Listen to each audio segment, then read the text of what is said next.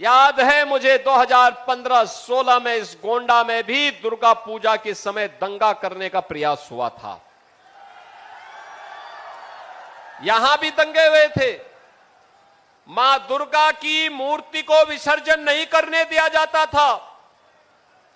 रामलीलाओं के आयोजन में अड़चनें डाली जाती थी।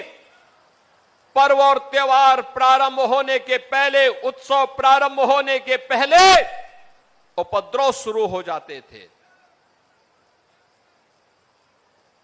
बेटी सुरक्षित नहीं, व्यापारी सुरक्षित नहीं, और सत्ता में बैठे हुए लोग 2017 के पहले इन दंगाइयों को, इन पेशेवर गुंडों को प्रश्रय देते थे, इनके सामने नतमस्तक होते थे। प्रदेश में कर्फ्यू रहता था, महीनों महीनों कर्फ्यू।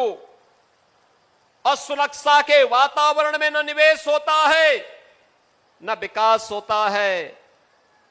पहचान का संकट अलग से खड़ा होता है। नौजवान बेहाल होता है, किसान परेशान होता है, बहन और बेटियां असुरक्षित महसूस करती हैं, और विकास में पिछड़े पायदान पर हमारी गिनती जब होती है तो सम्मान नहीं होता है। यही तो होता था यूपी में।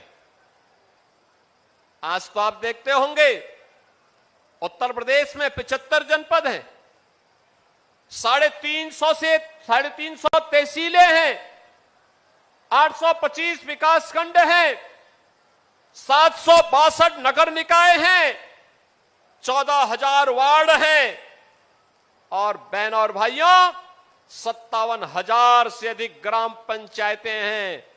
बिना रोक टोक के योजना का लाभ सबको मिल रहा है। पर्व और त्योहारों में कोई व्यवधान नहीं डाल सकता है। उत्सव के रंग में किसी ने भंग करने का काम किया तो फिर वर्तमान तो जाएगा ही जाएगा, भविष्य भी स्वाहा हो जाएगा।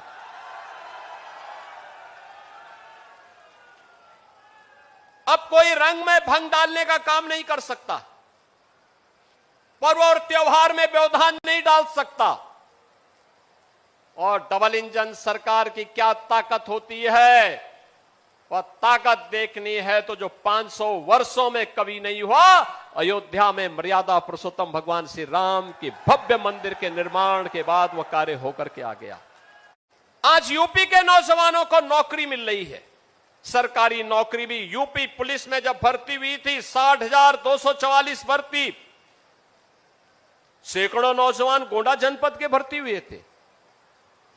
गोंडा के नौजवान भर्ती हुए थे, बहराइच के नौजवान भर्ती हुए थे, श्रावस्ती और बलरामपुर के नौजवान भर्ती हुए थे। आज कोई भी सरकारी भर्ती आती है, मैं नियुक्ति पत्र देने के लिए जाता हूं, उससे पहले पूरी सूची देखता हूं। मुझे अच्छा लगता है कि गोंडा का नौजवान भी अब सरकारी नौकरी प्राप्त कर सकता है, बिना भेदभाव के प्राप्त करता है। अब निवेश केवल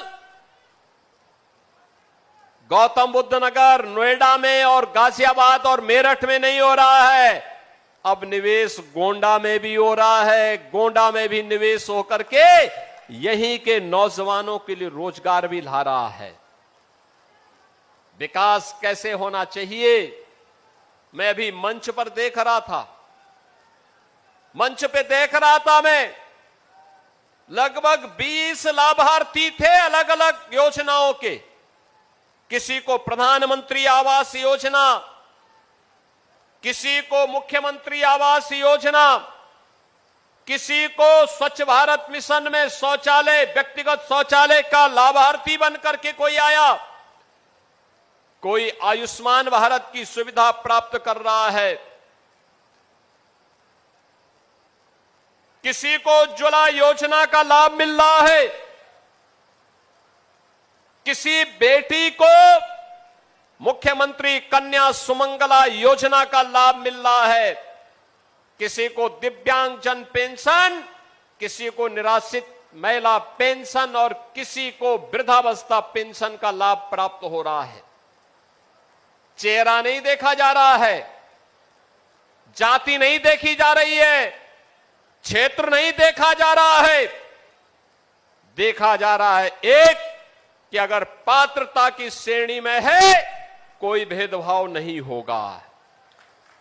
हर पात्र व्यक्ति को, वह किसी जाति का हो, किसी मत संप्रदाय का हो, अगर वह पात्रता की श्रेणी में आता है उसके साथ कोई भेदभाव नहीं होगा, उसको योजना का लाभ दिया जाएगा। और यही तो मोदी जी ने कहा था, सबका साथ और सबका विकास।